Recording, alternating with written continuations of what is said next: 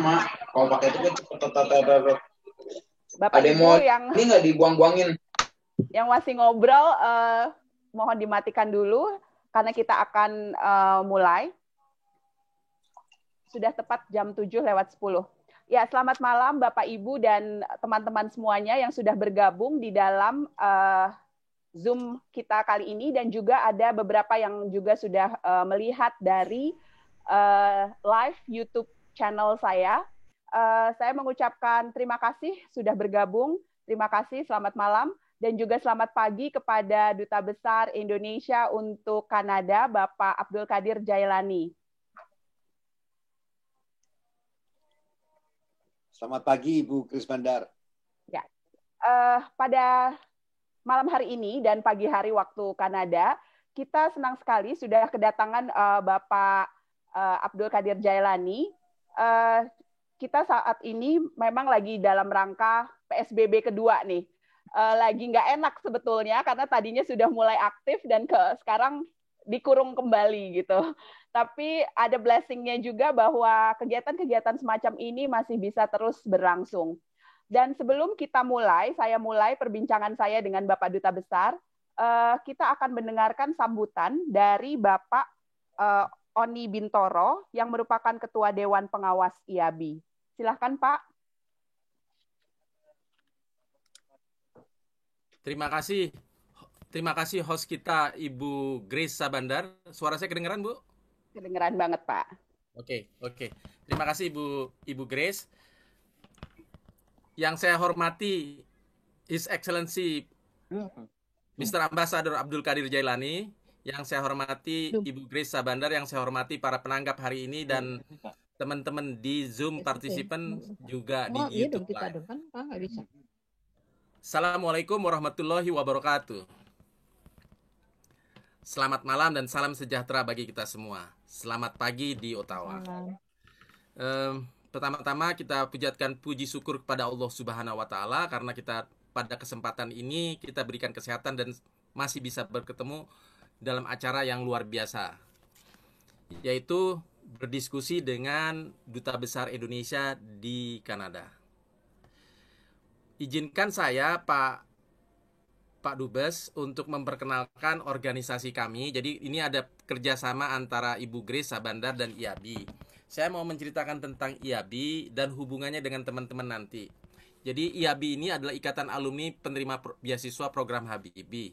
Dan kami dulu dikirim ke luar negeri sekitar 4.000 orang, di antaranya ke Amerika, ke Inggris, ke Jepang, Jerman, Prancis, Spanyol, Australia, dan ke Kanada. Menariknya dari 4.000 itu yang dikirim ke Kanada mungkin sekitar kurang dari angka 100. Jadi ini angkanya 100 kurang dari angka 100. Lulusan Kanada menariknya kalau dari 4.000 itu banyak yang jadi pejabat, banyak yang brain drain. Tapi yang dari Kanada ini walaupun angkanya sedikit, banyak yang menjadi eselon 1. Di antaranya nanti ada Pak Edwin, ada Pak Neil Himam yang saya tahu menjadi penanggap hari ini. Jadi hasilnya luar biasa. Harapannya sebenarnya ketika saya ditugaskan oleh Ketua Umum untuk memberikan pengantar diskusi ataupun kalimat, saya senang karena ternyata saya kenal dengan Pak Abdul Qadir Jailani. Saya tadi kaget. Saya tadi cerita bahwa tahun 94 saya sekolah ketika saya balik dari luar negeri. Jadi dulu kalau dikirim ke Pak Habibie itu di kota saya itu mungkin, saya mau cerita dulu, di kota saya itu dikirim 60 orang waktu angkatan saya, tapi sebenarnya dalam 10 tahun itu ada 600 orang di namanya Delft, itu termasuk sekolah terbaik di dunia dalam bidang teknologi. Ketika saya balik tahun 94, saya langsung kuliah di UI karena saya ingin tahu hal yang lain.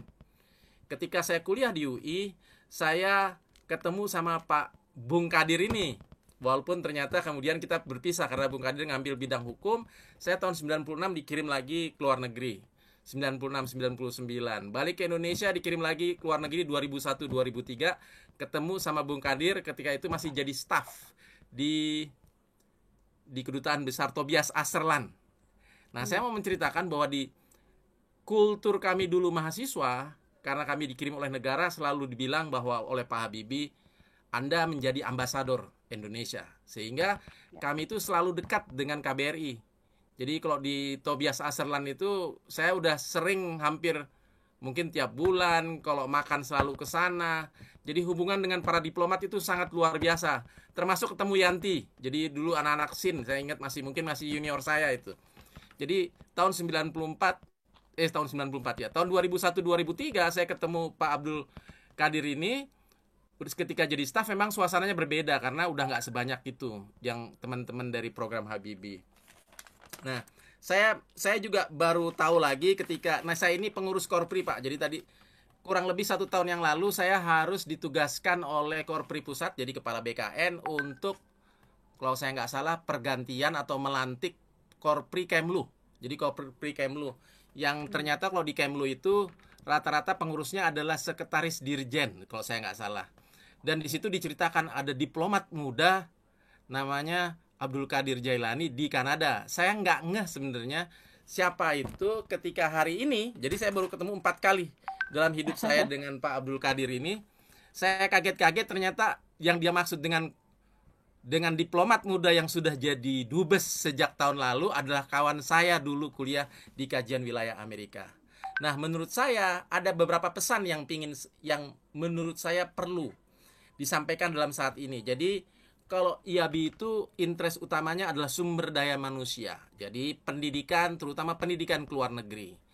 Pendidikan ke luar negeri ternyata kami selalu menganggap, orang menganggapnya Amerika, Australia, dan lain-lain. Tapi Kanada pendidikannya hampir sama dengan Amerika, North Amerika, dan bahkan lebih murah.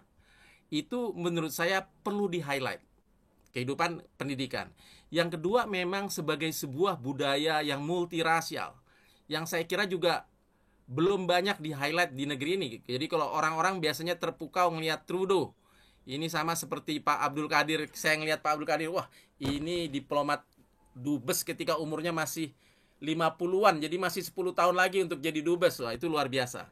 Yang ketiga tentunya adalah bagaimana memberikan motivasi kepada orang-orang muda. Jadi generasi muda kita itu agar Indonesia harus mainin role yang lebih besar. Jadi Pak Abdul Qadir ini saya baca ternyata ahlinya negosiasi. Jadi udah negosiasi di Geneva, negosiasi di New York.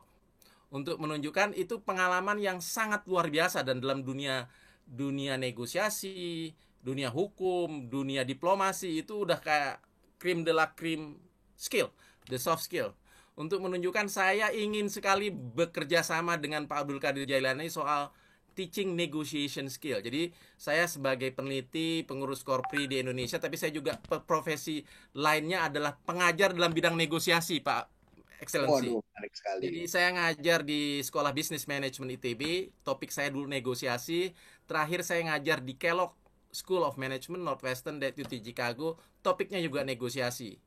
Kembali ke Indonesia, ya profesi saya agak apa yang tadi saya ceritakan. Tapi saya yakin bahwa negotiation skill adalah sesuatu yang memang harus dikodifikasi, harus diajarkan.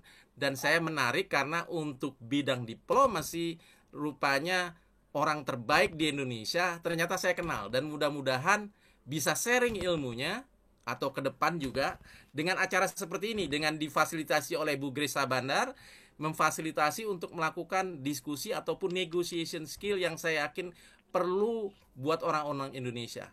Saya kira itu mungkin poin-poin yang ingin saya sampaikan. His Excellency Abdul Qadir Jailani, Mr. Ambassador, mudah-mudahan kita akan bisa mendapatkan pencerahan dan selalu bekerja sama, terutama dengan Ikatan Alumni Program Habibie yang ada 4.000 orang, yang nanti katanya akan jadi penanggap ditugasin oleh Bu Grace Sabandar. Dan teman-teman ini banyak, ada di mana-mana, mungkin yang di luar negeri sekitar 500-an mungkin, termasuk di Kanada. Saya kira demikian, terima kasih, selamat berdiskusi, dan saya juga mengharapkan kerjasama baik dari Bu Grace dan maupun dari Pak Dubes. Sekian dan terima kasih. Assalamualaikum warahmatullahi wabarakatuh. Waalaikumsalam, Pak Oni. Terima kasih Pak Oni. Baik Pak Dubes, kita akan mulai bincang-bincang santai kita. Jadi ini bukan webinar seperti biasanya. Ini kita bincang-bincang. Dan semoga dari bincang-bincang santai ini ada sesuatu yang bisa kita pelajari bersama dan mungkin bisa di follow up. Pak Dubes, sebelum kita masuk di dalam pembicaraan kita, saya ingin orang-orang di sini, termasuk saya juga, mau mengenal sosok duta besar kita di Kanada. Bisa nggak Bapak ceritakan bagaimana latar belakang Bapak yang akhirnya nyemplung jadi diplomat yang kemudian mencapai puncak karirnya sebagai duta besar? Waduh, ya, oke. Terima kasih ke Bu Grace atas pertanyaannya. Apabila diperkenankan, saya hanya ingin cerita singkat saja tentang latar belakangnya, karena latar belakang setiap orang tentunya sangat panjang, tapi let me put it in a very short way. Ya, saya pada dasarnya lahir di Surabaya. Saya arek Surabaya. Saya kebetulan berteman baik dengan adiknya Pak Oni, dulu sama-sama teman kuliah di Fakultas Hukum Universitas Erlangga. Selama hidup saya lebih banyak menghabiskan masa muda saya, mulai SD sampai perguruan tinggi, saya di Surabaya terus. Saya meninggalkan Surabaya ketika saya bergabung dengan Kementerian Luar Negeri tahun 1993. Jadi langsung ya Pak ya? Langsung masuk Kemlu? Sebetulnya pada saat itu cita-cita utama saya ingin menjadi seorang lawyer. Itu saya sudah sempat berupaya untuk dapat memperoleh izin pengacara praktek saat itu. Dan kebetulan sebetulnya saya sudah mendapat izin itu. Tapi ya karena status saya sudah sebagai pegawai negeri sipil, tentunya izin tersebut tidak dapat digunakan. Oke. Jadi setelah itu memang benar-benar Bapak itu karirnya adalah diplomat ya Pak ya? Yes. Oke. Kira-kira tadi Pak Oni juga sudah sebutkan bahwa Bapak pernah bertugas juga di di KJRI. Sebelumnya negara-negara mana aja yang pernah Bapak dikirim untuk bertugas di sana? Oke. Semenjak saya masuk di Kementerian Luar Negeri tahun 1993, karir saya di Kementerian Luar Negeri umumnya saya bertugas di Direktorat Hukum dan Perjanjian Internasional. Jadi saya lebih banyak menghabiskan waktu saya untuk urusan hukum dan perjanjian internasional. Kemudian di luar negeri, penempatan pertama saya yaitu di tahun 1999 sampai 98 sampai 2002. 1998-2002 saya di KBRI Den Haag, di mana saya berjumpa dengan Pak Oni pada saat itu. Kemudian saya kembali ke Jakarta, kembali ke Direktorat Perjanjian Hukum dan Perjanjian Internasional juga. Selama 3 tahun di Jakarta, saya ditugaskan juga ke perwakilan Indonesia di PBB di Geneva, Pak. Oke. Tapi saya di Geneva tidak lama karena kemudian saya harus ditugaskan juga untuk dipindah tugaskan. Saya harus melakukan cross posting istilahnya, walaupun posting itu umumnya di satu tempat itu 4 tahun, tapi saat itu saya hanya 1 tahun saja di Geneva. Saya harus berpindah ke perwakilan Indonesia di PBB di New York. Pada saat itu kita sedang menjadi anggota Dewan Keamanan, yang saat ini kita juga sedang menjadi anggota Dewan Keamanan. Saya saat itu bergabung dalam timnya saat itu tahun 2007 sampai 2008. Walaupun saya di New York sampai tahun 2010. Sampai tahun 2010 saya kembali. Kemudian saya jadi konjen ya Pak ya? Belum, saya menjadi direktur dulu. Kemudian saya kembali menjadi direktur. Yang terakhir ini saya cukup lama. Saya sekitar tahun 2010 dan tahun 2016 saya baru kembali lagi ke New York sebagai konsul jenderal di New York. Dan di New York saya di sana kira-kira 2,5 tahun. Kemudian saya kembali di cross posting lagi. Saya ke Kanada semenjak 1,5 tahun yang lalu. Oke, ya, wah, udah ini ya, Bapak udah sangat memegang beberapa posisi-posisi penting. Ini adalah menunjukkan bahwa Bapak sebagai diplomat ini adalah diplomat ulung kita juga gitu. Nah, kalau boleh saya tanyakan, apa sih Pak sebetulnya kendala atau challenge yang Bapak dapatkan selama menjabat sebagai diplomat? Sebagai diplomat itu apa kendala atau challenge yang yang biasanya dihadapi? Kendala ketika mau bergabung menjadi diplomat, apa ketika menjadi diplomatnya, Bu? Ketika menjadi diplomat. Oke, tantangan utama yang kita hadapi sebagai diplomat adalah sebetulnya saya tidak fair kalau hanya bercerita tentang tantangannya saja, tapi saya harus tentang suka dan dukanya. Mungkin lebih baik saya awali dengan sukanya dulu, Bu. Dengan sukanya paling tidak buat saya menjadi seorang diplomat adalah pekerjaan yang sangat menarik, atau paling tidak buat diri saya pribadi. Jenis pekerjaannya cukup dinamis dan challenging. Bagi mereka yang menyukai tantangan, tentu bekerja menjadi diplomat itu cukup menarik sekali, karena tugas utama kita harus berjumpa dengan orang lain, bertemu dengan orang lain, berbicara, berhubungan, dan menulis pada orang lain. Itu adalah kemampuan yang harus diasah secara baik bagi seorang diplomat. Kemudian tantangannya adalah walaupun bagi orang tertentu, mungkin bagi orang lain cukup menarik. Wah, enak ya, hidupnya pindah-pindah terus dari negara yang satu dari negara yang lain. Iya, menarik, but at the same time itu juga challenging, karena berpindah-pindah dari satu tempat ke tempat yang lain itu bukan hal yang mudah. Dan belum tentu kita akan berpindah ke negara yang selalu ke negara maju. Iya, kebetulan saya bernasib baik, karena banyak ada teman-teman diplomat yang harus melakukan penugasan di Afghanistan, di Irak, ataupun di negara-negara Afrika, di Sudan, dan sebagainya. Itu adalah tugas yang cukup berat dan cukup menantang sekali, dan jauh sekali dengan cerita-cerita diplomat dengan yang penuh glamour dan segala macam. Itu jauh dari itu semuanya. Justru yang ada tantangan yang sangat besar. Betul. Oke. Yang enak malah katanya Pak, bukan jadi diplomatnya, tapi jadi anak diplomat, Pak. Oh, betul sekali itu. Iya kan, Pak? Jadi saya bisa memilih nasib, saya akan memilih sebagai seorang anak diplomat.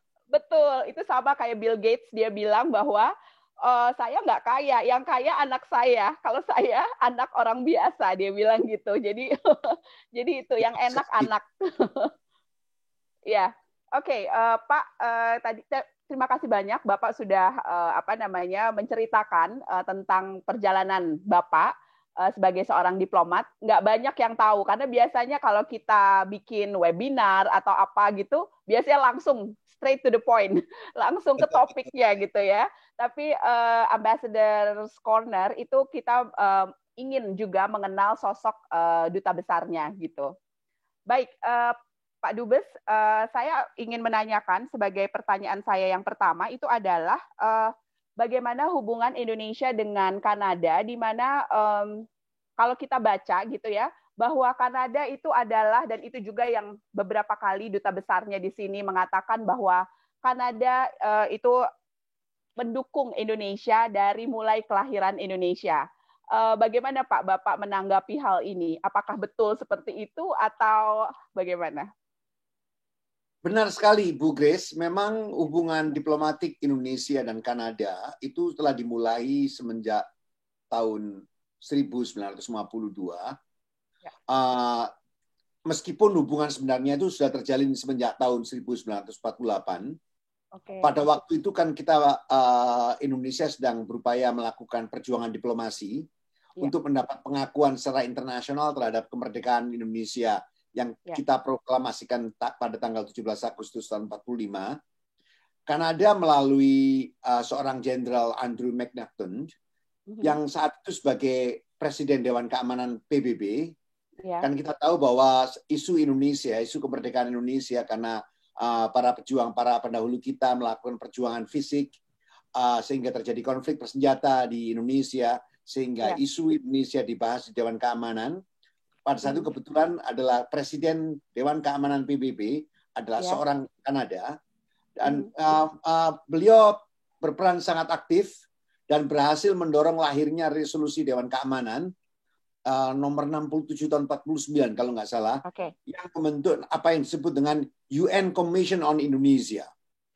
Dan akhirnya akibat adanya komisi itu mendorong Belanda untuk menghadiri konferensi meja bundar 1949 dan akhirnya Belanda mengakui kedaulatan Indonesia. Oke. Dan sekedar informasi, Jenderal Andrew McNaughton saat itu pada tahun 2004 oleh pemerintah Republik Indonesia dianugerahi bintang jasa utama sebagai rasa terima kasih kita atas jeripaya beliau. Kemudian mengenai hubungan bilateral secara umum, memang kedua negara aktif mengembangkan kerjasama dalam sejumlah bidang pembangunan, termasuk melalui kegiatan ekonomi, bidang kesehatan, dan sebagainya. Dan memang sebagaimana hubungan negara lainnya selalu ada naik dan turun. Dan Kanada telah mendukung pembangunan Indonesia melalui inisiatif Colombo Plan semenjak tahun 50, bahkan pada tahun 60 sampai tahun 2000 Kanada memberikan bantuan melalui mekanisme IGGI saat itu. Mungkin teman-teman masih ingat IGGI dan GGI. Dan kemudian bantuan tersebut dikelola oleh oleh apa yang disebut dengan Canadian International Development Agency atau SIDA, yang akhirnya semua lembaga ini dikelola oleh Kemlu Kanada, dan dewasa ini Kanada mendukung pembangunan Indonesia termasuk dalam berbagai proyek pembangunan ekonomi berkelanjutan dan penanggulangan kemiskinan melalui LSM maupun di Kanada maupun Indonesia. Bahkan untuk COVID sendiri, Kanada telah mengucurkan sejumlah sumbangan langsung kepada beberapa proyek di Indonesia. COVID. Oke, jadi memang benar bahwa Kanada memang adalah salah satu negara yang mendukung Indonesia dari sejak kita berdiri ya Pak ya? Betul sekali. Ya. Kalau dilihat perkembangan sampai saat ini, Kanada juga merupakan tujuan untuk masyarakat Indonesia belajar maupun bekerja. Ada berapa banyak Pak masyarakat Indonesia yang ada di sana, baik yang cuma untuk bekerja maupun belajar, atau bahkan mungkin sudah menjadi warga negara sana? Mungkin Bapak bisa kasih kita gambaran gitu tentang masyarakat Indonesia di sana. Ya, masyarakat Indonesia di sini sebetulnya tidak terlampau banyak sebetulnya, jujur saja. Menurut catatan kita tidak melampaui 13.000 orang dalam database KBRI. Kan di sini kita memiliki kedutaan besar Ottawa dan ada 2 konsul jenderal di Toronto dan Vancouver. Walaupun saya harus mengatakan bahwa data 13.000 itu bukan data yang akurat. Kita sulit sekali untuk memperoleh data akurat karena database yang kita miliki itu sangat tergantung dari pelaporan WNI ke KBRI. Kita tahu seringkali WNI itu datang tidak semuanya lapor, ataupun ketika kalau awalnya lapor, ketika pulang mereka tidak lapor, sehingga kita tidak tahu apakah orang ini masih ada atau tidak. Betul. Jadi itu salah satu persoalan. Kemudian, tapi walaupun menurut perkiraan saya angkanya di bawah itu sebenarnya, tapi saya tidak tahu persis berapa. Jumlah WNI yang paling banyak sebetulnya itu ada di daerah Ontario, dekat Toronto dan Vancouver. Di Toronto itu mungkin ada 4.800 orang. Sedangkan di Vancouver ada 6.800 orang. Saya katakan Vancouver itu Vancouver sekitarnya tidak itu semuanya. Dan jumlah mahasiswa Indonesia kalau nggak salah saat ini memang tidak terlampau banyak. Mungkin ada 526 mahasiswa seluruh Kanada, tidak terlampau banyak.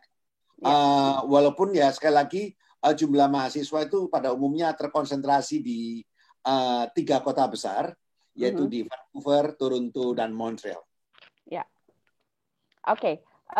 Beberapa saya lihat waktu dari video yang dibikin oleh KBRI Ottawa itu mengenai, saya lupa apakah itu mengenai selamat 17 Agustus untuk kita atau ulang tahun Kanada, tapi rasanya 17 Agustus itu menggambarkan masyarakat Indonesia yang ada di sana. Dan saya melihat ada beberapa pasangan, Pak, yang rasanya menikah dengan orang sana. Jadi sama bule gitu ya, Pak ya. Itu banyak juga nggak ya, Pak, di sana? Ya, cukup lumayan, cukup banyak juga. Sangat banyak.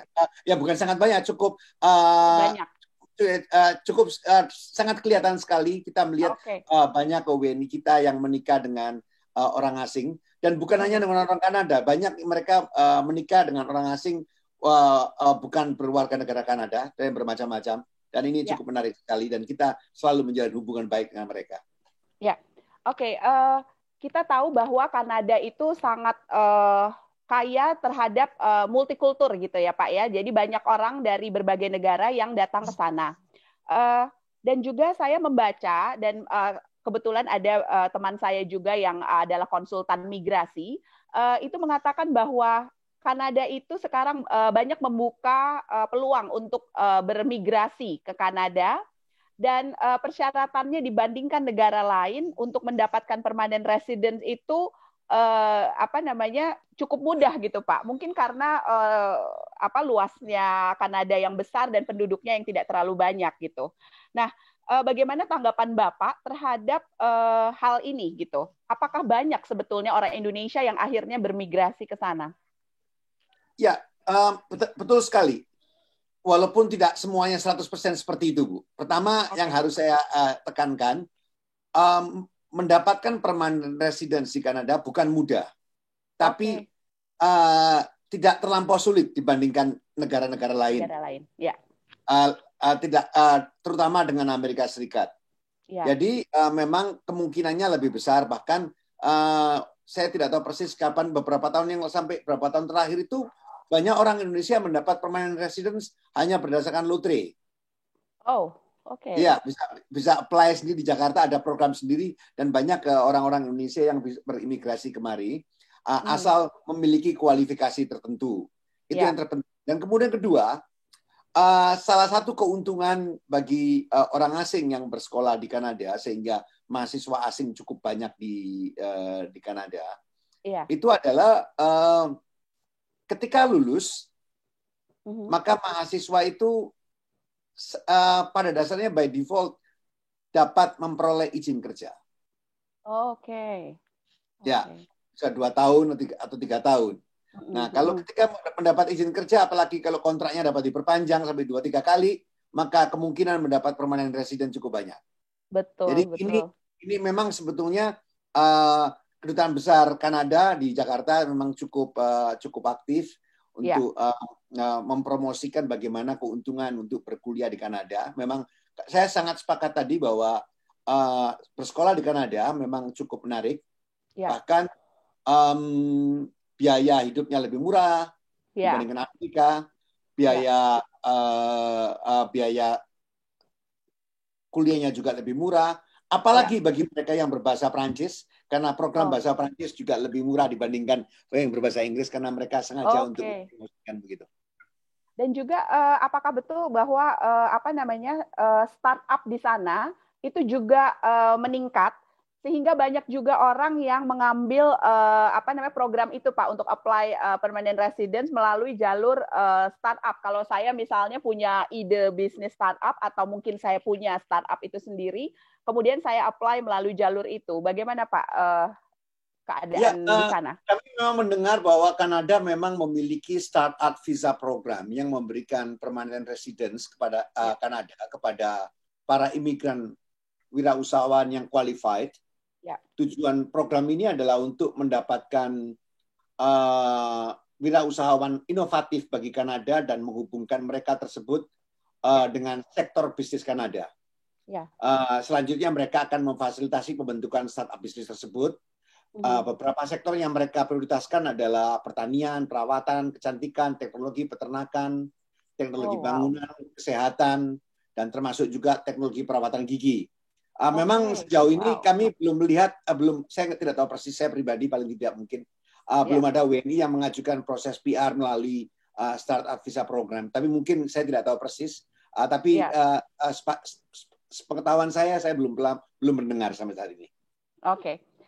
Tapi Bapak juga pasti tahu bahwa startup di Indonesia kan memang sedang naik terus gitu ya Pak. Jadi banyak orang muda sekarang memimpikan bukan lagi menjadi pejabat di Republik ini, tetapi menjadi pengusaha gitu ya, yang membuka lapangan pekerjaan.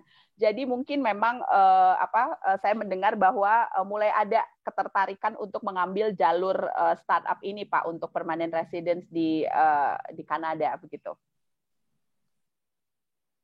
Ya, betul. Pak, kalau Bapak melihat sendiri, tadi ada sekitar 13.000 atau kurang dari angka itu orang Indonesia yang berada di sana. Biasanya atau bukan biasa ya, tapi apakah ada data biasanya mereka bekerja di sektor-sektor apa saja, Pak, di sana? Bermacam-macam. Kalau dan kebetulan saya sebelumnya kan di Konsul Jenderal di New York, di mana warga negara Indonesia di New York itu lebih besar jumlahnya, jauh lebih besar dibandingkan di Kanada. Di sini memang agak aspek strukturnya agak berbeda. Umumnya di Kanada ini adalah mereka yang bekerja di sektor-sektor formal semuanya, dan banyak mereka yang di sektor menjadi tenaga pengajar, dan kita memang mengetahui ada beberapa WNI dan cukup banyak WNI yang menjadi profesor ataupun asisten profesor di berbagai universitas di Kanada, dan juga bekerja di sektor penerbangan di berbagai perusahaan di Kanada. Tadi kan dari itu teman-teman yang mantan program Habibie itu juga cukup banyak. Bukan cukup banyak. Saya mengenal beberapa dari mereka yang sekarang saat ini berada di Montreal, umumnya di Montreal, dan juga yang ahli tambangan itu di Calgary. Mereka insinyur tambangan, mungkin banyak teman-teman yang Pak Raswari juga bisa mengetahui hal ini, punya teman-teman sendiri juga. Terima kasih. Oke. Pak, kalau mengenai pendidikan tinggi yang berada di Kanada, kebetulan karena Ikatan Alumni Program Habibie ini adalah lulusan terbaik, orang-orang terbaik, salah satu orang, maksudnya di antara orang-orang putra terbaik Indonesia yang dikirim oleh Pak Habibie dulu untuk belajar di luar negeri. Kalau kerjasama pendidikan tinggi antara Indonesia dengan Kanada saat ini, bagaimana Pak statusnya? Apakah masih terus berjalan atau bagaimana? Ya, kita selama ini memang kita selalu berusaha meningkatkan hubungan di sektor sosial budaya, termasuk di bidang pendidikan. Dan tadi saya katakan bahwa saat ini jumlah mahasiswa Indonesia memang walaupun tidak banyak, apalagi apabila dibandingkan dengan dari negara-negara lain, kita ketahui bahwa jumlah mahasiswa dari negara-negara ASEAN, misalnya dari Vietnam, dari Filipina, apalagi dari India itu ribuan, hampir ada 30.000 bahkan mahasiswa India di seluruh Kanada. Jadi sangat banyak sekali. Tapi mereka Kanada juga memberikan beasiswa melalui program, ada program yang disalurkan melalui mekanisme untuk negara-negara ASEAN dan kerjasama pembangunan, dan cukup bagus sekali. Dan tentunya Kementerian Luar Negeri atau pemerintah Indonesia terus bersemangat untuk memajukan hubungan ini. Bahkan ada juga satu kerjasama, yaitu program 5.000 doktor untuk Kementerian Agama dengan McGill University. Walaupun program ini tidak berjalan optimal, kan masih perlu banyak peningkatan. Kan persoalan terbesarnya adalah kita sulit untuk mencari orang yang dapat memenuhi kualifikasinya untuk bersekolah di Montreal, karena umumnya persoalan bahasa, yaitu bahasa Prancis. Itu jadi suatu kendala. Ya. Kita berpindah nih Pak. Tadi kita sudah bahas tentang pendidikan dan juga orang Indonesia yang ada di sana. Satu hal yang kita bisa lihat dari komposisi kabinetnya Perdana Menteri Trudeau itu adalah cukup banyaknya perempuan gitu Pak, yang yang dijaring oleh beliau untuk menjadi menterinya. kalau kita lihat di Indonesia itu kan sangat sedikit ya Pak komposisi pejabat-pejabat wanita gitu. Meskipun sekarang sudah mulai meningkat gitu ya. Itu masih kecil gitu ininya. Meskipun Pak Jokowi sekarang udah mulai juga menunjuk banyak pejabat wanita juga. Bagaimana Pak soal gender equality yang ada di Kanada? Ini isu yang sangat menarik sekali dan seperti diketahui bahwa Kanada itu adalah sangat antusias berbicara tentang isu gender, isu kemajemukan, isu toleransi, dan sebagainya. Sebelum saya bercerita terlampau jauh, saya ingin hanya bercerita satu fakta yang sangat menarik sekali. Di Kanada, terdapat seorang menteri, wanita, umurnya 28 tahun. Wow. Wanita umur 28 tahun. Ya. Beragama Islam. Wow. Dan anak seorang pengungsi Afghanistan. Can you imagine? Ya.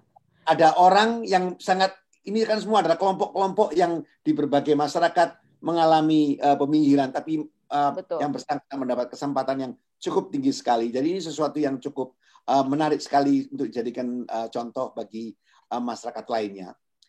Kanada memang memiliki kepercayaan bahwa kesetaraan gender adalah kunci solusi jangka panjang atas masalah-masalah domestik dan global. Oleh karenanya gender equality adalah suatu hal yang penting yang selalu menjadi program dan kebijakan Kanada.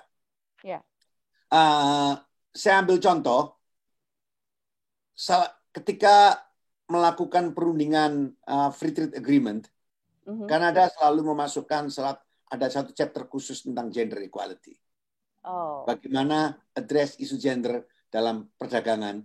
Dan begitu juga kemarin juga mengenai kita baru menandatangani kerjasama untuk UMKM, peningkatan kapasitas antara Kementerian Perdagangan kita, di mana fokusnya UMKM dan pengusaha wanita. Jadi isu wanita adalah selalu menjadi perhatian Kanada. Kanada saat ini tercatat dalam posisi 19 dalam Global Gender Gap Report oleh World Economic Forum dari 153 negara. Wow. Indonesia bisa tahu nggak Pak? Indonesia di urutan keberapa tuh? Indonesia memang tidak sebagus, tidak setinggi, tidak seperti Kanada, tapi we are not really bad. Walaupun menurut saya masih ada ruang yang harus dikembangkan lagi. Kita di posisi 85. Dari 153. Walaupun karena di konteks Asia kalau kita melihat Malaysia saja di posisi 104. Mungkin Jepang, juga kalau Malaysia mungkin ya, saya melihatnya karena Jepang di posisi 121, Mbak. Dan jadi Indonesia agak di tengah gitu ya, Pak ya? Iya.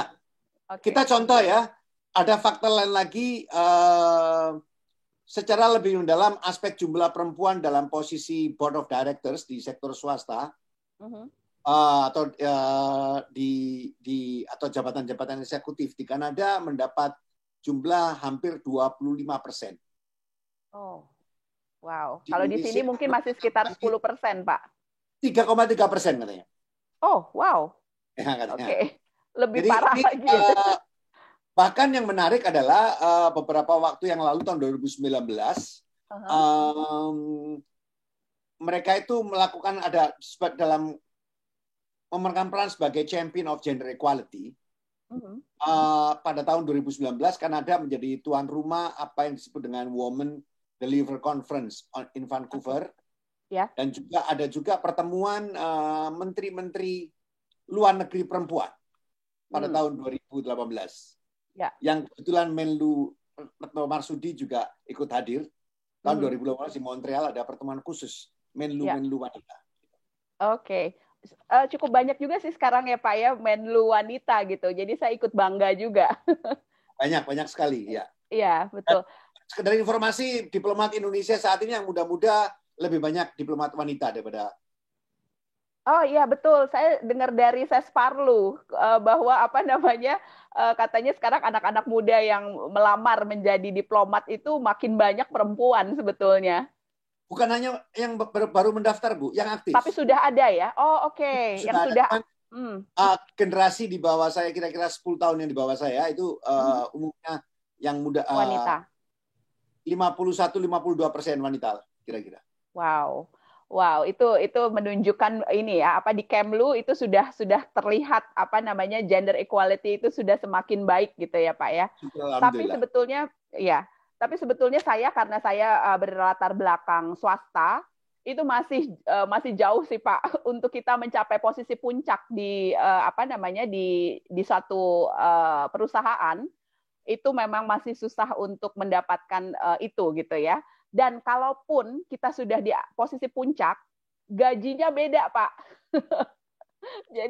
jadi masih seperti itu di kita sayangnya. Apa kita sudah berhasil di posisi puncak tapi dengan gaji yang sangat berbeda dengan orang-orang yang pria ya, maksudnya yang berada di posisi tersebut. Oke, baik Pak. Ini kita akan ada 2 penanggap gitu ya, yang akan ikutan dalam diskusi kali ini. Yang pertama itu saya persilahkan bagi Bapak Edwin Aldrian, Ketua Dewan Pakar IABI.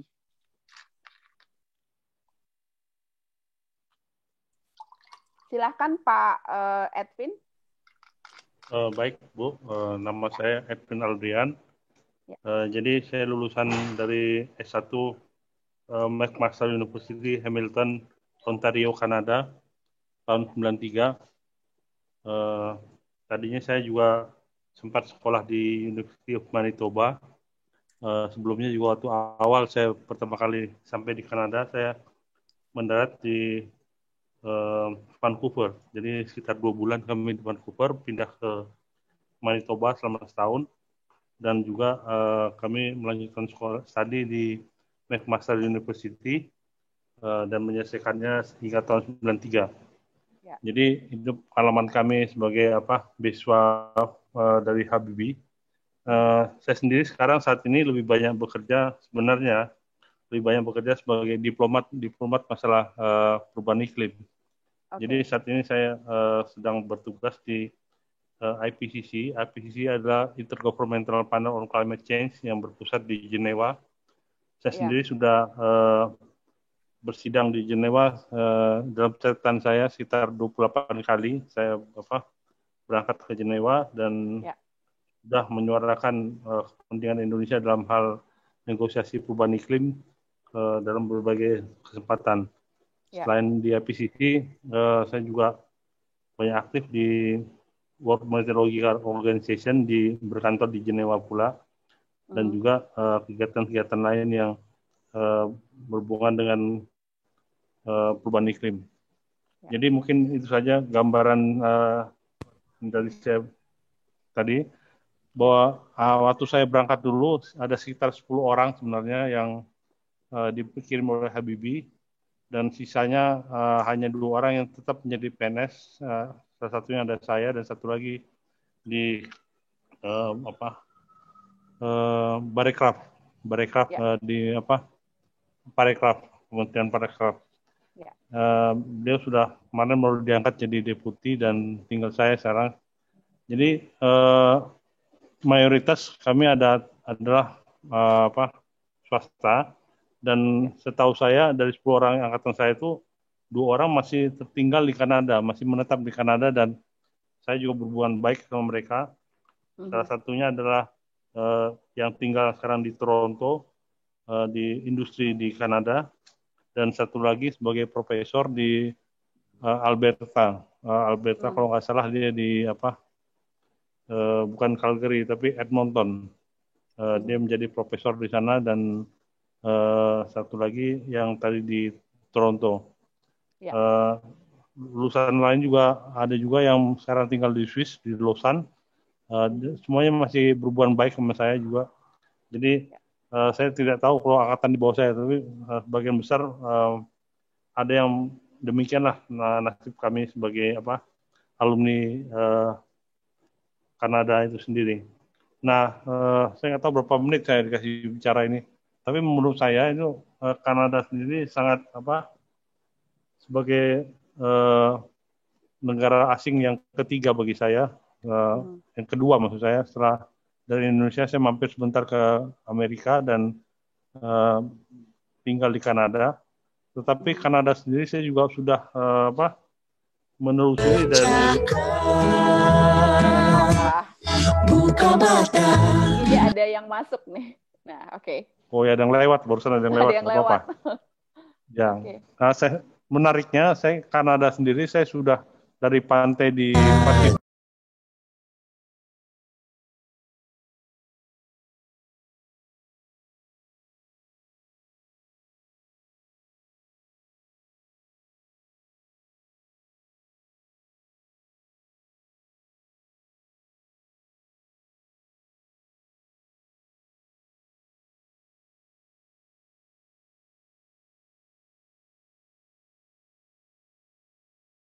Suara ini siapa yang pegang ya untuk dimatikan? Oke. Jadi di Kanada sendiri saya Pak Abdul Qadir Jeloni, saya sudah menelusuri dari Vancouver di pantai barat tuh hingga ke pantai timurnya itu di Quebec City. Jadi hampir semua kota besar diantaranya Montreal, Ottawa, Toronto dan sebagainya sudah saya lewati semua, termasuk Niagara Falls.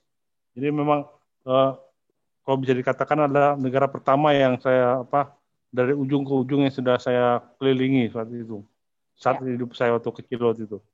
Nah, jadi saya mengalami sendiri dari kota megapolitan seperti Montreal dan Toronto hingga kota-kota seperti yang dari dirasa Saskatchewan hingga Winnipeg itu dari yang kebertuan itu kita bisa jalan 40 km ke depan itu kosong, jadi mungkin tidak ada mobil, tidak ada kendaraan juga. Jadi memang sangat unik sekali, memang saya melihatnya sangat unik sekali. Dan juga Kanada itu bagi saya tidak akan pernah lupakan seumur hidup, karena ada dua kota di dunia ini yang bagi saya kota yang membuktikan bumi itu tidak datar. Saya mengalami satu adalah kota Montreal. Jadi salah satunya kota Montreal dan satu lagi adalah kota Seattle. Jadi Seattle dan Montreal itu saya pernah datang dari sisi timur dan dari sisi barat. Jadi ini sangat unik sekali bagi saya, dan saya pernah dari Indonesia ke dua sisi itu, ke Montreal juga. Jadi memang bagi saya juga anugerah bagi saya bisa mengalami hal-hal demikian ini. Jadi bagi saya sebenarnya Kanada ini mempunyai banyak semangat yang sentimen yang boleh dikata seperti Indonesia lah. Contohnya adalah Bhinneka Tunggal Ika itu memang di sana itu mereka menganggap diri mereka adalah pendatang. Saya dulu juga mata kuliah pilihan yang saya pilih adalah geografi Kanada. Saya nggak tahu kenapa, tapi justru di situ saya mengenal sebuah negara lain. Dimulai dari lagu O Kanada di pagi hari, dan jadi memang ini sebuah negara yang di mana mereka merasakan semua negara yang menjadikan mereka sebagai native land-nya, tapi mayoritas dari mereka adalah negara-negara mereka adalah pendatang. Jadi sebenarnya punya keunikan tersendiri yang kita bisa mempunyai. Tadi kata seperti digambarkan oleh Pak Jelani tadi, ada menteri wanita yang dari Pakistan atau Afghanistan? Afghanistan ya. Jadi memang dia punya keunikan sendiri. Jadi memang jadi rasa sentimen atau rasa untuk jadi memang benar kalau saya lihat memang banyak kita mengirimkan orang-orang yang ke Kanada dari kaum IAIN itu. Ini sangat benar sekali, karena mereka Kanada itu mempunyai ciri yang demikian itu, sehingga radikalisme dan sebagainya itu agak kurang berkembang di sana. Jadi indah sebenarnya yang ciri yang saya lihat dari Kanada itu sendiri. Dan lagi pula kalau saya sebenarnya sebagai orang climate change melihat bahwa Kanada ini adalah pejuang dari lingkungan. Saya sendiri juga kayak tadi pagi saya juga baru sidang membantu pemerintah dalam soal kebakaran hutan. Jadi saya lihat Kanada itu punya nilai tersendiri untuk kerjasama kita untuk mempertahankan lingkungan dan tata kelola lingkungan yang berkesinambungan. Ya. Jadi memang saya juga punya teman orang Kanada dan sangat baik sekali kalau bicara masalah ini. Jadi kita melihat bahwa Indonesia sebenarnya banyak belajar dari Kanada dalam soal ini, dalam soal environment protection dan sebagainya. Kalau soal teknologi, saya yakin mereka tuh little brother-nya Amerika, jadi nggak akan indah. Meskipun dulu kita bingung kenapa kita ditaruh Kanada, kenapa nggak di negara sebelahnya yang besar sekali itu. Baik, Pak. Mungkin itu saja Bu yang mungkin bisa saya tanggapin dari Pak Duta Besar. Dari obrolan kita ya. Baik, saya kembali ke Pak Duta Besar. Pak Dubes, tadi Pak Edwin sudah sudah menanggapi soal climate change di sana, Pak. Bagaimana Bapak bisa men-sharekan mungkin bagaimana pemerintah Kanada menanggapi atau menghandle isu climate change ini? Ya, tadi seperti disampaikan oleh Pak Edwin bahwa isu climate change itu bagi Kanada sangat strategis, apalagi Kanada adalah negara yang posisinya dekat dengan Kutub Utara. Betul. Dan beberapa wilayah dia sangat terkait dengan itu. Apabila Arktik suatu ketika mencair, negara yang akan menjadi terdampak juga adalah Kanada. Ya. Jadi ini oleh karenanya buat Kanada isu climate change adalah sangat strategis dan dia sangat aktif dan termasuk frontliner untuk isu climate change. Itu benar sekali. Betul. Oke, baik, kita akan masuk ke penanggap kedua, yaitu Bapak Rahmat Eka Pambudi, salah satu anggota IABI. Dan bagi teman-teman yang lainnya yang ingin bertanya kepada Bapak Duta Besar, akan saya berikan sekitar 2 orang nantinya untuk bertanya. Baik, silakan Pak Rahmat Eka Pambudi, anggota IABI, untuk bertanya ataupun memberikan tanggapan.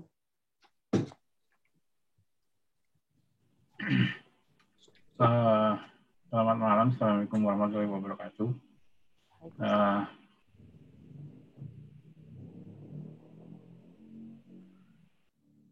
Benar ya, ini giliran saya, tadi agak terputus Grace ya. Sekarang giliran saya. Iya. Halo. Ya, silakan Pak, Pak Rahmat.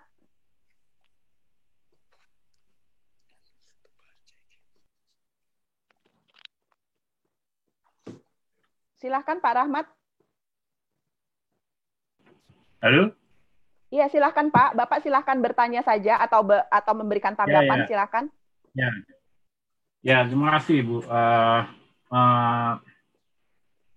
Pak Dubes yang terhormat, this brings back a lot of memories. Karena saya juga satu angkatan dengan Pak Edwin. Jadi saya lulusan Queen's University at Kingston. Di Ontario.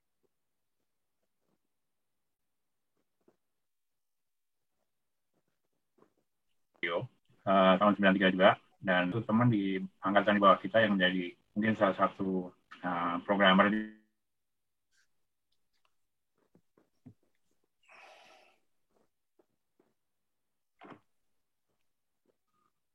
Ini kita nggak jelas mendengarkan suaranya Pak Rahmat.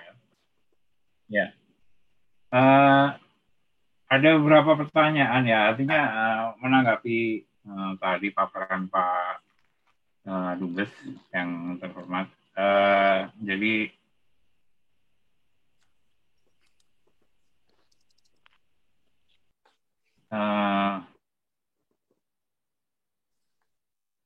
ada salah satu, dan itu adalah mungkin sekarang menjadi bagian dari gender equality.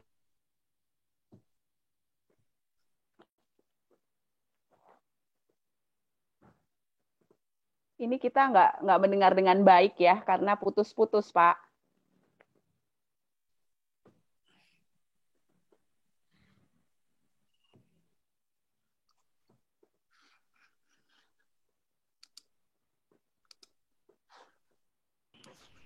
Pak Halo, Rahmat. mohon maaf. Iya. Iya, mohon maaf nih, agak putus. Iya. Salah satunya adalah, mungkin kalau sekarang gerakannya dinamakan LGBTQ ya. Ya. Di sana itu waktu saya datang itu masih yang kenceng itu Q-nya malahan. Queer-nya yang malah kenceng. Ya. Jadi tiba-tiba di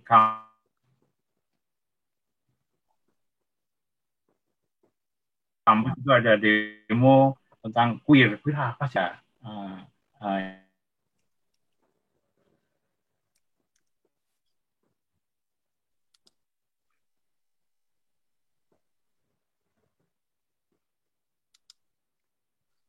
Pak Rahmat, kita nggak bisa dengar Bapak nih. Lagi. Mungkin pertanyaan saya ke Pak Dubes, apakah ada kendala-kendala di mana politisi atau pelaku bisnis di Kanada sebelum melakukan hubungan bisnis atau hubungan bilateral mempertanyakan hal ini, sedangkan kita mungkin secara negara masih cukup konservatif menanggapi hal LGBTQ seperti ini. Tidak, mungkin tidak. Terus yang kedua mungkin yang lebih umum, Pak. Saya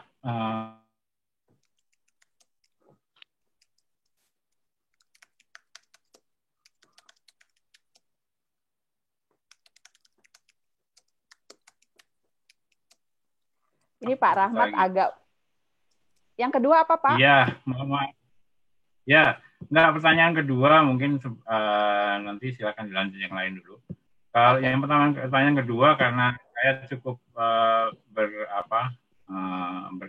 artinya berkarir di industri. Biasanya kalau industri itu ada KPI, Pak.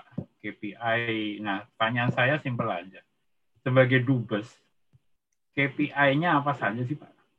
Oke. Terutama misalkan sekarang nih kondisi ekonomi sedang berantakan, ada masalah COVID dan sebagainya. Nah, KPI dan priority-nya sebagai seorang dubes itu apa, Pak? Untuk mendukung ya kemajuan bangsa inilah pada umumnya. Itu, Pak. Terima kasih, Pak.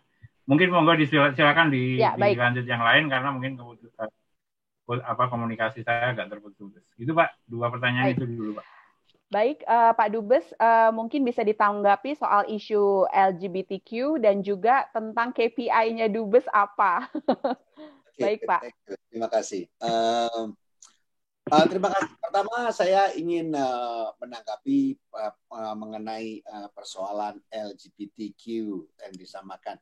Kalau nggak salah, saya tadi tidak dapat mendengar secara utuh pertanyaannya, tapi apabila saya dapat simpulkan, kira-kira apakah sikap Kanada mengenai LGBTQ mempengaruhi hubungan Indonesia dengan Kanada. Dengan Kanada, ya.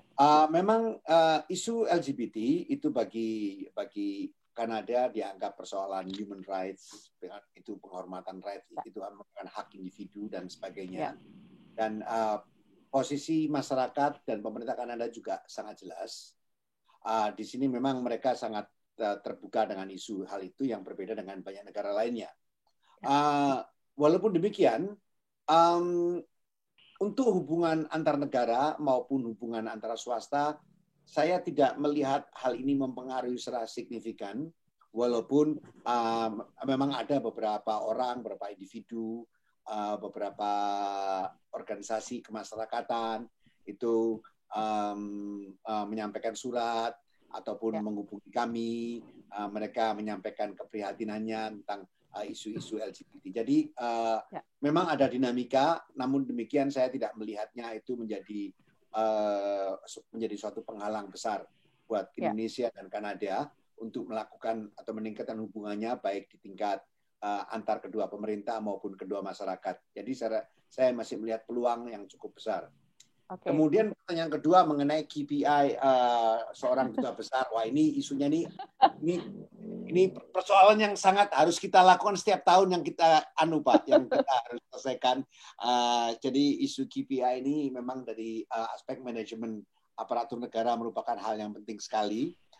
Tapi satu hal yang ingin saya sampaikan, Pak, memang namanya saja KPI, Pak. Itu approach-nya kuantitatif, Pak, tapi at the same time kadang-kadang walaupun kita berusaha mengkuantifikasi, tapi ada tantangan tersendiri, yaitu karena jenis pekerjaan kita sendiri itu sifatnya memang sangat kualitatif, dan kalau kita bahas, kita diskusikan secara teoritis, itu menjadi sangat Pak, menjadi banyak gray area-nya.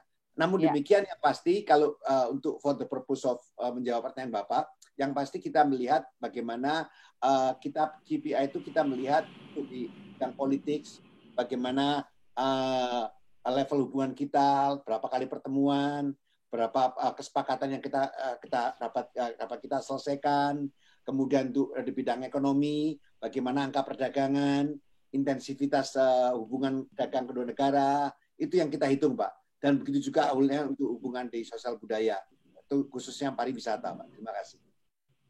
Baik, terima kasih Pak Dubes. Ini ada pertanyaan dari audiens, dari Pak Alex. Silahkan dari Pak Alex, frogs.id. Ya, selamat pagi Pak Dubes yang saya hormati. Alexander Pak dari Startup Frogs, Pak. Menarik tadi diskusi terutama dari moderator menjelaskan mengenai startup visa di Kanada. Kami memang memiliki beberapa startup. Kebetulan salah satu sekarang saya berkecimpung lebih kepada drone startup. Kita memang banyak juga promosi dengan melalui Pak Lutfi, Dubes yang baru dilantik ya untuk Amerika Serikat. Juga kita coba minta untuk bisa dipromosikan gitu, terutama karena kita memang berkecimpung di sektor agriculture, Pak. Jadi untuk mapping, spraying dan sebagainya. Pertanyaan saya, mungkin kalau saya harus bawa startup saya ke Kanada, wah nanti disangkanya kurang nasionalis gitu kan Pak.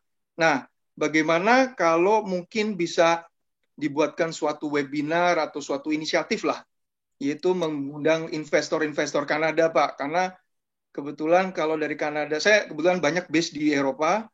Kalau Eropa kita udah sering, terutama dari Switzerland dengan Pak Mulyaman Hadad cukup aktif. Tapi kalau dari Kanada saya belum pernah Pak Jusu visi PE, angel, even angel it's okay Pak. Jadi mungkin kalau ada Bapak ke situ kita bisa ngadakan semacam webinar, kita persiapkan startup-startupnya yang udah bisa langsung pitch kepada para investor. Itu.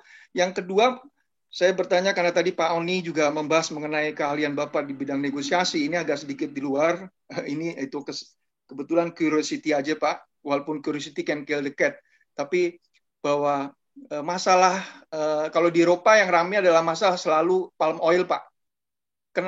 Pertanyaan saya yang juga sempat saya tanyakan ke Pak Nono Makarim sebagai salah satu jagoan negosiator juga, apa sih sebetulnya kesalahan kita dalam memulai negosiasi mengenai masalah palm oil segitu sehingga menjadi suatu istilahnya burden sekali di Eropa, Pak, di European Union terutama.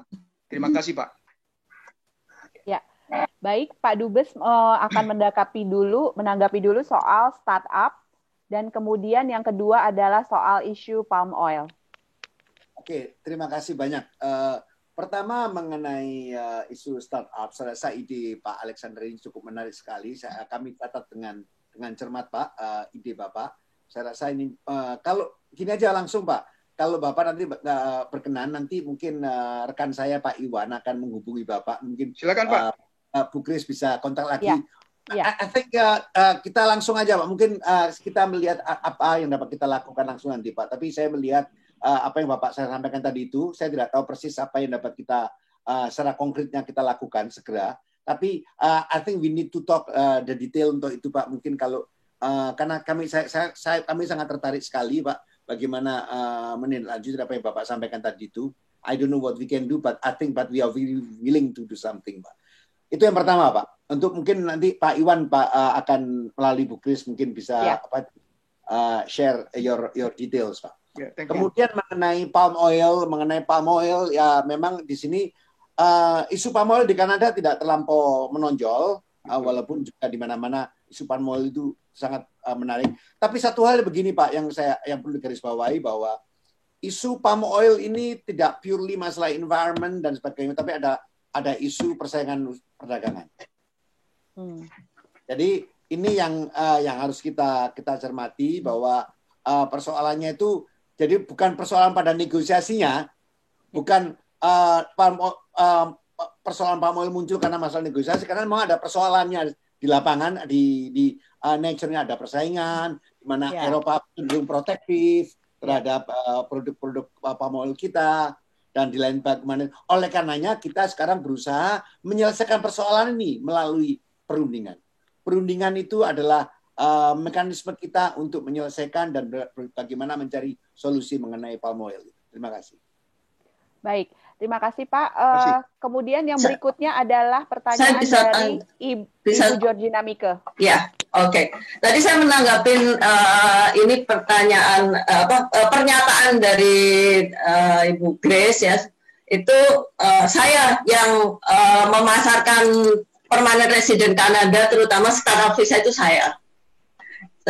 Nah itu termasuk sebetulnya dari Kanada sendiri itu dari 2015, cuman saya baru kalau masuk Indonesia mungkin ada setahun atau 2 tahun, tapi tidak banyak dipromosikan, dan menurut saya itu menarik Pak, karena dari satu startup itu memang yang apply untuk PR itu dari satu startup bisa sampai 5 orang, artinya 5 keluarga. Terus saya sekalian menanggapin tadi Pak siapa tadi? Pak Alex ya, iya. Soalnya ini cuma saya tidak tahu ya Pak ya. Tapi kalau dari pemerintah Kanada itu mereka ada, tapi ini terkait PR ya. Kalau nggak terkait PR saya nggak tahu Pak. Tapi kalau terkait PR itu sebetulnya mereka ada menunjuk angel investor, venture capital, dan inkubator gitu. Inkubator yang memang melakukan proses inkubasi dan akselerasi untuk startup, dan startupnya itu bisa mulai dari ide dasar saja sampai ada MVP. Mungkin saya connect dengan beberapa inkubator, mungkin saya bisa tanyakan Pak untuk memulai sambil membantu Pak Dubes. Mungkin saya bisa karena saya udah kadung ada interaksi, mungkin saya bisa menanyakan apakah kalau dengan tanpa kaitan dengan PR, apakah bisa para inkubator itu interest untuk investor, let's say atau angel investor atau venture capital ya. Kalau di website pemerintah Kanada itu memang di mereka sudah ada listnya sih siapa aja yang bekerja sama, tapi ini terkait PR. Tapi di luar itu barangkali memungkinkan, bisa juga kan ya. Kedua Pak Dubes, saya mau tanya ini karena saya itu banyak berurusan dengan PR, jadi orang mikir saya ini agen DKI. Ya, jadi mereka nanya Pak, jadi gini, karena termasuk teman saya yang PJTKI dan mereka itu berhubungan dengan Polandia. Polandia kan ada hubungan untuk pengiriman, Indonesia mengirim TKI ke Polandia. Maksudnya TKI bukan ini ya, bukan pembantu rumah tangga ya tentunya, tapi maksudnya tenaga ahli lebih ke arah semi skilled gitu ya, welder yang terkait dengan engineering gitu. Nah pertanyaannya itu gini Pak, kalau Kanada kenapa nggak bisa Pak, atau nggak ada gitu Pak? Ini pertanyaan dari teman saya PJTKI. Ya memang menarik sekali Bu. Jadi kita memang saat ini peluang yang cukup besar, pertama saya lihat nurse. Persoalan utama yang dihadapi kita untuk mengirim nurse adalah mengenai kualifikasi. Karena ini sama nurse ini harus ada suatu kualifikasi yang dari pihak Kanada untuk Amerika Utara dan Amerika juga. Ini kalau di Amerika dulu ada lembaga namanya NEC kalau nggak salah namanya. Itu pusatnya itu harus di Amerika, di Manila, di Filipina. Sehingga orang nurse Indonesia mau dikirim ke Amerika maupun di Kanada, itu harus melalui ujian, ada kualifikasinya. Kan pendidikan nurse kita masih belum memenuhi itu. Ya. Itu pertama. Kemudian juga ada beberapa tenaga kerja di sektor pertanian, tenaga kerja yang jangka pendek, Bu. 6 bulan dan segala macam ataupun 1 tahun. Ada banyak, Bu, di Toronto, di daerah Vancouver, bekerja di butcher, di tempat penjagalan, Bu, ya, tempat daging, Bu, ya. Daging. Itu malangnya banyak orang kita yang tidak tahan, Bu. Karena kita mungkin teman-teman yang sudah pernah tinggal di Kanada bisa merasakanlah winter di Kanada, you know. Ya, ya bisa jadi. Ya, jadi ini memang cukup berbeda. Kecuali di Vancouver, ya, di daerah Vancouver mungkin itu cukup berbeda karena iklimnya jauh lebih. Oleh karenanya orang Vancouver paling banyak kan, orang Indonesia paling banyak di Vancouver. Jadi ini yang salah satu tantangan kita. Tapi yang pasti kita berusaha, pemerintah saat ini juga berusaha, Bu, untuk mendorong masuknya tenaga kerja Indonesia di pasar Kanada, tapi untuk yang skill ataupun semi-skill labor. Itu lewat mana, Pak, kalau boleh tahu ini? Soalnya saya sering sekali ditanya karena ternyata sejak ya, karena mungkin Amerika itu isunya rasial ya gitu ya. Jadi mereka banyak orang tuh interestnya dengan Kanada saat ini. Banyak banget, Pak, pokoknya. Ya betul, ya cuman ya itu, Bu, sebetulnya banyak, Bu, ada banyak permintaan dari pemerintah provinsi, banyak, Bu, di sektor pertanian, ini untuk bekerja selama summer saja, gitu loh, Bu, ataupun untuk waktu tertentu. Sebetulnya ada beberapa permintaan, terutama dengan konsulat-konsulat kita di Toronto dan Vancouver. Tapi Ibu kalau ada sesuatu hubungi kita, nanti mungkin hubungi melalui Pak Iwan juga, Bu. Boleh, Pak, terima kasih. Kalau ada sesuatu yang bisa kita lakukan seperti yang disampaikan Pak Alexander sebelumnya, kami dengan senang hati untuk berkolaborasi. Oh ya, boleh, Pak. Ya, terima kasih, Pak. Baik, satu pertanyaan lagi mungkin dari audiens. Sebelum saya menanyakan pertanyaan dari saya, apakah ada dari audiens? Saya mau bertanya, Bu. Silakan, Pak. Pak Dubes, ini satu masalah tenaga kerja. Kami kerjasama dengan Abjati Pusat. Kami punya 3.300 technical skill dan lebih daripada 500 orang non-technical skill, itu satu.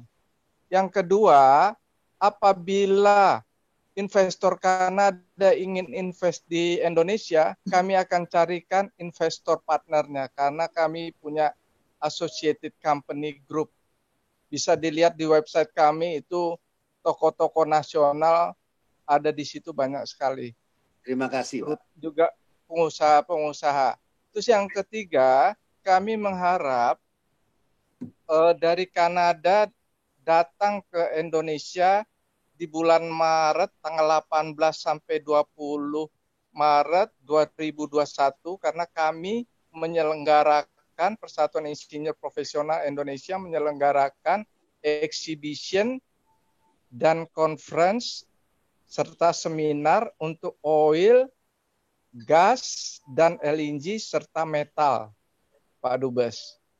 Dan banyak hal mungkin yang kita bisa kerjasamakan antara Indonesia dan Kanada. Dan saya juga sama Dubes Kanada, orang asing yang di Indonesia juga cukup dekat. Cuman saya nggak tahu sekarang apakah beliau masih menjabat di Indonesia atau tidak, karena setiap 3 tahun kelihatannya mereka berganti-ganti. Mungkin itu saja, Pak Dubes, sebagai note, dan terima kasih Bu Grace, nanti kita bisa komunikasi berikutnya. Terima kasih. Baik. Terima kasih banyak, Pak. Kami catat semuanya, Pak. Baik.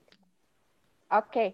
Jadi sudah dicatat oleh Pak Dubes, nanti mungkin akan di follow up. Saya akan juga membantu untuk komunikasi apabila belum memiliki kontak dengan kedutaan besar kita di sana, bisa melalui saya dan saya akan fasilitasi untuk bisa kontak dengan Pak Dubes melalui Pak Iwan. Baik, kita sebetulnya sudah hampir 1 jam, sudah 1 jam sebetulnya berbincang dengan Pak Dubes. Ada 2 pertanyaan terakhir nih Pak, yang biasanya selalu saya tanyakan kepada tamu saya, termasuk para duta besar, yaitu bisa nggak Pak, Bapak ini kan sekarang sedang di posisi puncak sebagai seorang diplomat, yaitu sebagai duta besar.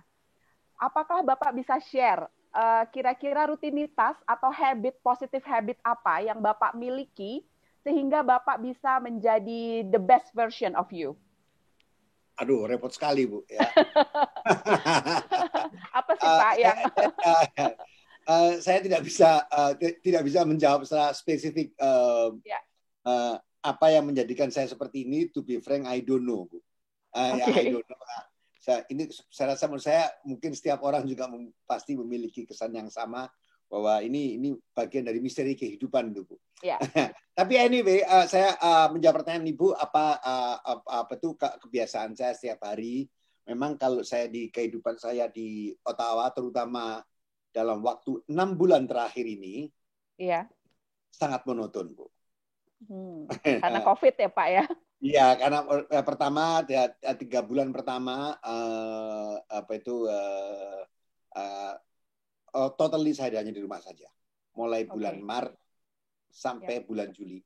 Jadi KBRI itu walaupun buka hanya untuk pelayanan masyarakat saja, yang lainnya kita tidak bekerja secara fisik maksud saya, tapi kita dari rumah. Itu pekerjaan saya hanya di rumah, work from home, semua, dan menarik hubungan dengan Jakarta justru semakin meningkat karena akibat ada webinar, bukan dengan Zoom, hubungan dengan Kementerian Luar Negeri justru semakin lebih tinggi, dan kita work from home, nggak ada pekerjaan, tapi semakin banyak pekerjaan. Nah, itu yang menarik.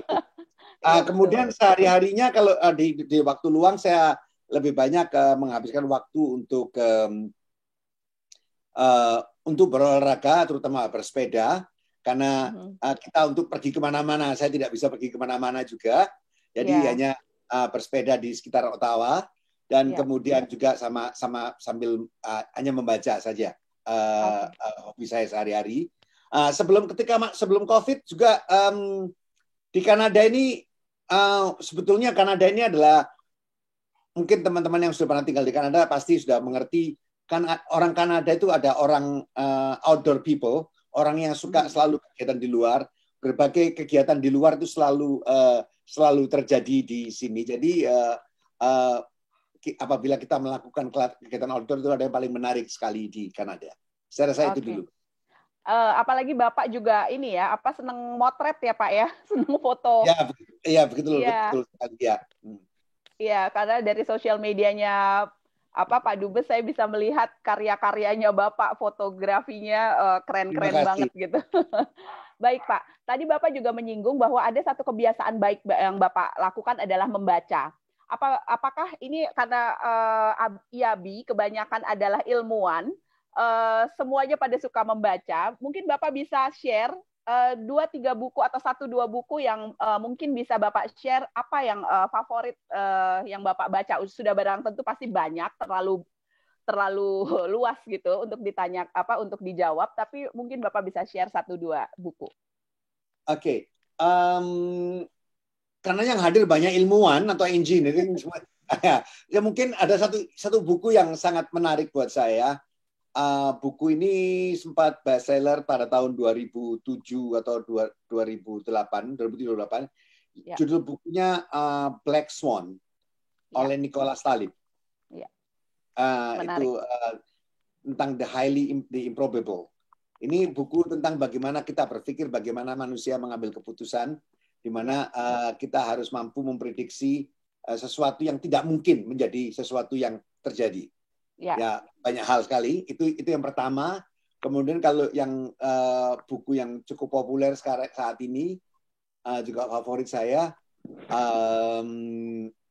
dan juga cukup favorit di Indonesia, yaitu Sapiens oleh Yuval Harari. Itu cukup menarik sekali itu juga. Baik, terima kasih Pak udah share tentang kehidupan Bapak, juga tentang isu-isu yang terjadi antara Indonesia dengan Kanada. Kita sudah barang tentu saat ini belajar lagi sisi lain dari hubungan Indonesia dengan Kanada. Dan kami berterima kasih karena Bapak sudah memfasilitasi diri sendiri untuk bisa ngobrol dengan kami. Dan sebelum kita tutup acara ini, ada Pak Mirza Pahlevi, seorang anggota Dewan Penasehat IABI yang akan memberikan closing remarks. Iya, terima kasih. Bisa dengar suara saya? Ya, bisa Pak. Ya, Assalamualaikum warahmatullahi wabarakatuh. Pak Dubes, terima kasih banyak ini atas perkenannya untuk bisa ngobrol-ngobrol hampir 2 jam ini ya dengan IABI, juga dari Bu Grace tentunya yang memfasilitasi ini juga, kemudian para penanggap. Saya sendiri Mirza Pahlevi, bukan dari Kanada Pak, saya dari Belanda dulu, TU Delft 86 sampai 94. Jadi mungkin saya sama Ibu Dubes mungkin yang agak sedikit kenal karena dulu dari SIN kalau nggak salah itu info ya, dari Pak Oni, bisa salam ya dengan Bu Yanti Pak ya. Jadi mudah-mudahan ini adalah awal Pak dari untuk selanjutnya kita bisa terus silaturahim, bisa sinergi kan ya. Ada beberapa hal sebenarnya yang menarik digarap memang. Dan, mungkin yang perlu kita cermati itu nggak banyak, kadang-kadang agak terlupakan gitu kan Kanada. Padahal itu Kanada punya potensi yang luar biasa bagus dan majunya juga mungkin nggak kalah dengan Amerika gitu. Jadi mudah-mudahan ke depan ini ada banyak, tadi ada Pak Alex, ada beberapa di kita ini sebenarnya pasti ada yang bisa sinergi dengan Kanada, entah itu produk kita untuk dibawa ke sana, entah itu produk sana untuk bisa disinergikan di sini. IABI kan banyak juga yang punya usaha-usaha masing-masing gitu yang bisa disinergikan.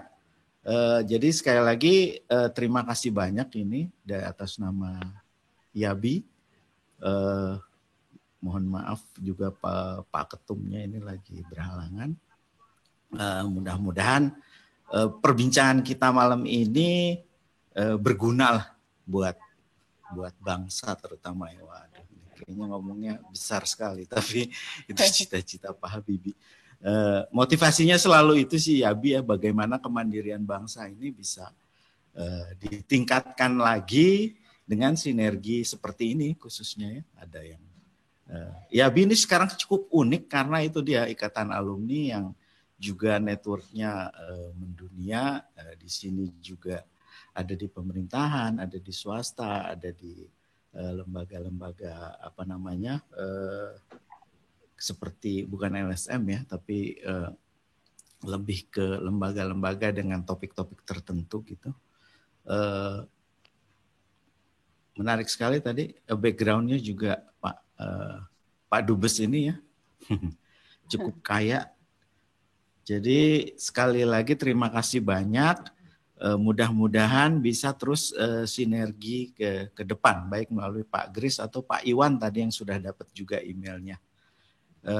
Wassalamualaikum warahmatullahi wabarakatuh. Waalaikumsalam warahmatullahi wabarakatuh. Ya, baik. Mungkin saya belum kasih kesempatan tadi kepada Pak Dubes untuk closing. Oke, terima kasih banyak.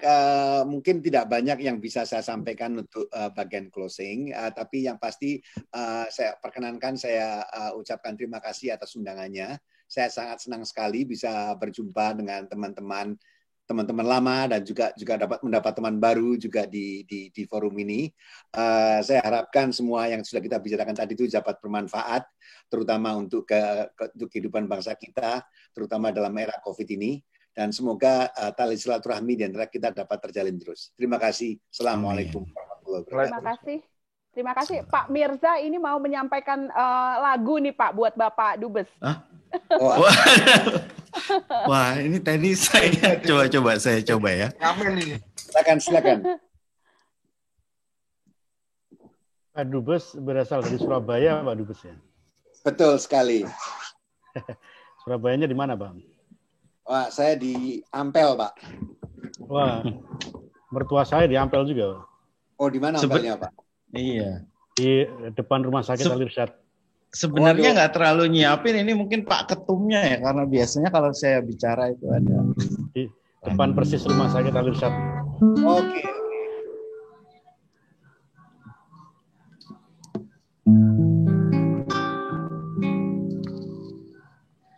I see trees of green, red roses too. I see them for me and you. Yes, I think to myself, what a wonderful world. I see skies of blue and clouds of white, the bright blessed day, the dark sacred night. Yes, I think to myself, what a wonderful world.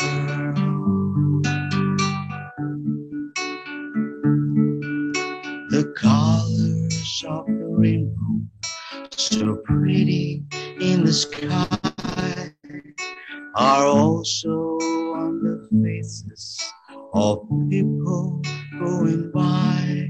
I see friends shaking hands, saying how do you do. They really say, I love you. I hear babies cry, I watch them grow, learn much more than I'll ever know. Yes, I think to myself, what a wonderful world. Ooh. Yes, I think to myself, what a wonderful world.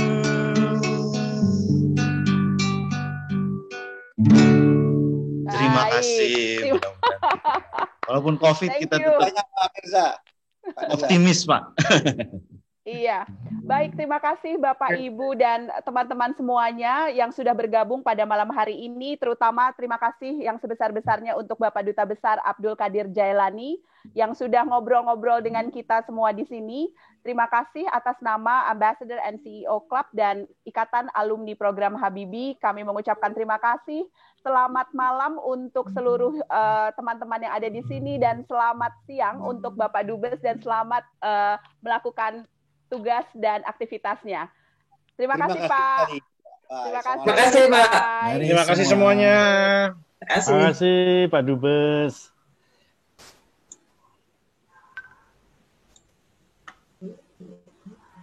Assalamualaikum warahmatullahi wabarakatuh. Pak Sabah, tadi tuh Pak Yuval Harari tuh diceritain tuh.